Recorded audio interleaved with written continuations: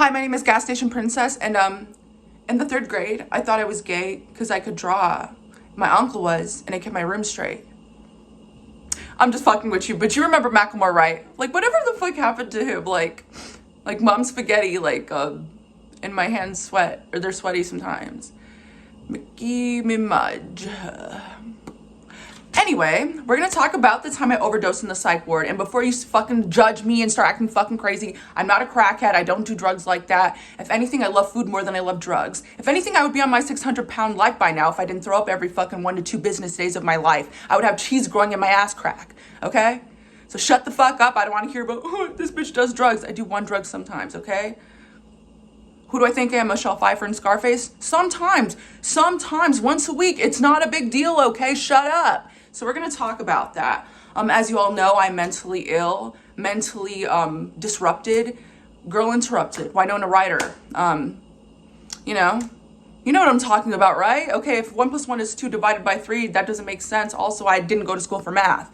Anyway, we're gonna talk about that.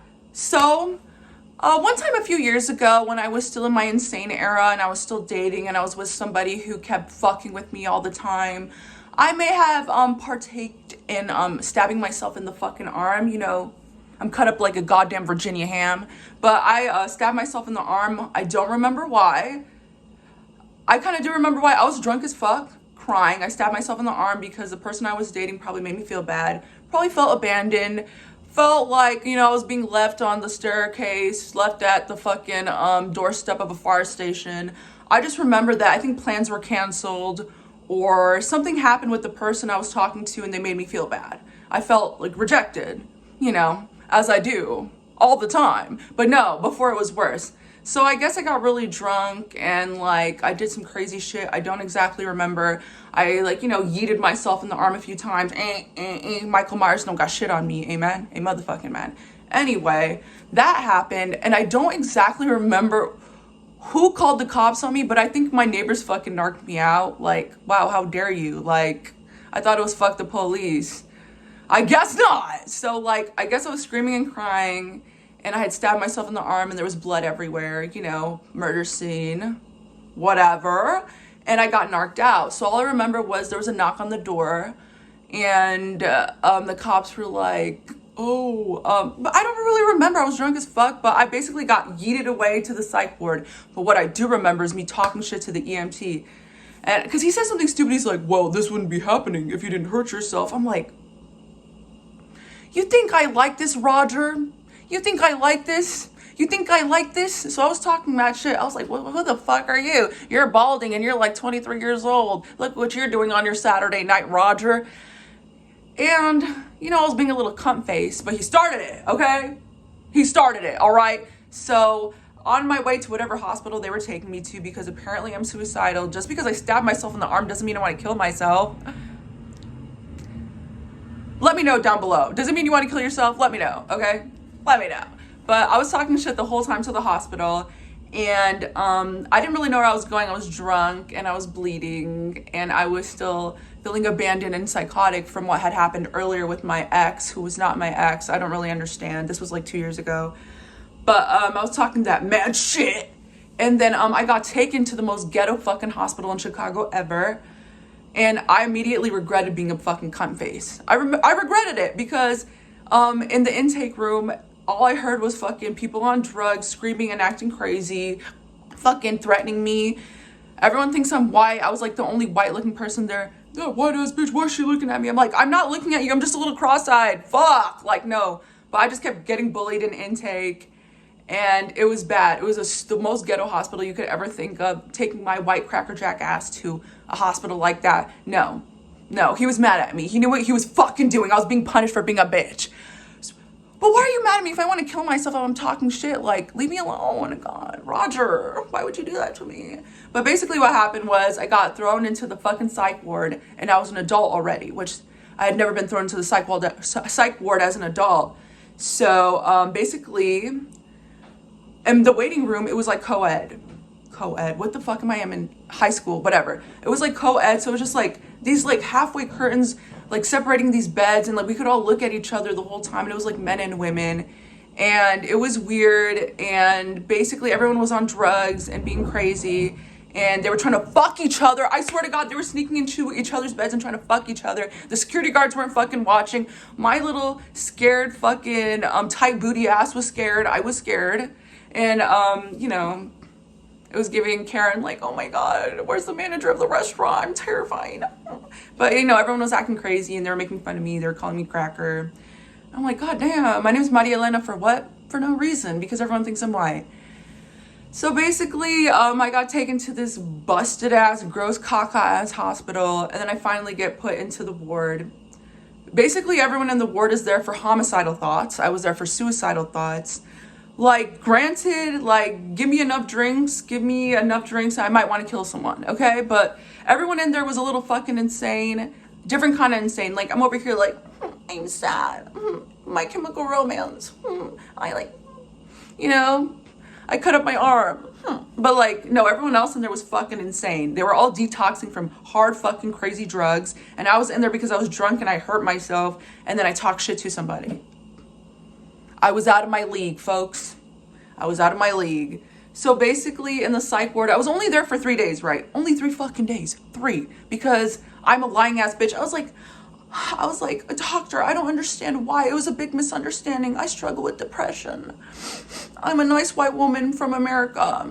Like, you know, I was lying. I was lying my fucking ass off. And because everyone else was detoxing, I seemed normal. Me! I seemed motherfucking normal. I seemed like I was fucking all right. Hello. I seemed normal. So they were looking at me like, yeah, this bitch, yeah, she's not crazy. I'm like, I'm crazy. But everyone else here is worse. So, you know, I'm going to play it up. I'm going to play up my fucking white woman card. I'm going to fucking push my glasses up, amen. I'm going to ask for some quinoa on my lunch tray. I'm just going to go full in. Kale salad, amen. I burp in every fucking video. I'm so sorry. I'm drinking right now. And I might slur my words a little bit because I'm drinking, because remembering this is traumatizing and awful. And it reminds me of all the times that no one has ever loved me in my life. And all the times I've hurt myself because no one's ever loved me. And I freaked out and I got drunk and I cried and I felt abandoned. BPD breakdown. Mental hospital. Anyway, I was in the psych ward only for like 3 days. I made friends with this girl who was super scary. It was like fucking jail. But she really liked me. I don't know if she was trying to make me her bitch, like her psych ward bitch, not prison bitch. And I was friends with this old lady who danced all the time and she was super cute. And we were all friends, whatever. I got out super early though because I'm a lying cunt. I'm a liar. So me and this girl who were in there, we were roommates, and she was like a prostitute. I don't know, older prostitute, looked very sick, was always shitting on herself because she was detoxing. I don't judge, whatever. I don't know what life she had. But we were both getting discharged the same motherfucking day, right? So I'm leaving, and I guess they checked my little Hello Kitty bag. Yes, I had a Hello Kitty bag, and I got my clothes back and my bag back, and they checked it. It was all destroyed. They give her bag back, and they didn't look through her bag. The one who looked like a fucking crackhead, drug addict, strung out old lady, they didn't check her bag. So me and her are getting ready to leave the psych ward. I'm putting on my clothes. I'm like, yay, I'm gone. Never coming back here again.